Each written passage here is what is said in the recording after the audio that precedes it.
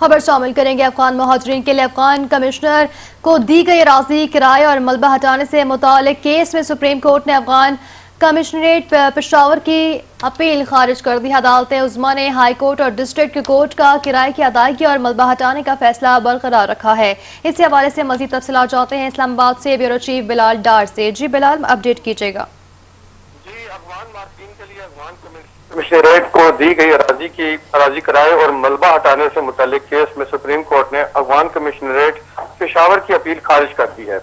عدالت عظمیٰ نے high court اور ڈسٹرکٹ کورٹ کا کرایہ کی ادائیگی اور ملبہ ہٹانے کا فیصلہ برقرار رکھا ہے۔ سماعت کے دوران متاثرین کے وکیل نے موقف اختیار کیا کہ 1983 میں افغان مہاجرین کے لیے مقامی لوگوں سے زمین قرض لی گئی تھی، جبکہ چترال میں قائم افغان مہاجر کیمپ کو 2005 میں خالی کرا لیا گیا۔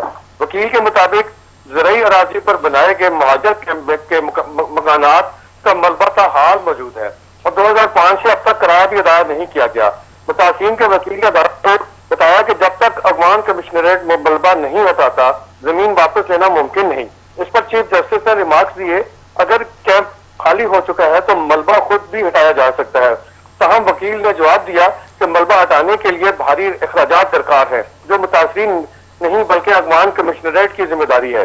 چیف جسٹس نے ریمارکس دیے، اگر متاثرین کی رضامندی ہو تو افغان کمشنریٹ کو جون تک ملبہ ہٹانے کا وقت دیا جا سکتا ہے۔ بعد ازاں سپریم کورٹ نے نچلی عدالتوں کے فیصلے برقرار رکھتے ہوئے افغان کمشنریٹ کی اپیل خارج کر دی۔ واضح رہے کہ ہائی کورٹ اور ڈسٹرکٹ کورٹ نے افغان کمشنریٹ کو متاثرین کو واجب الادا کرایہ ادا کرنے اور اراضی سے ملبہ ہٹانے کا حکم دیا تھا۔ جی ٹھیک ہے، بہت شکریہ بلال ڈار تفصیلات سے آگاہ کرنے کے لیے۔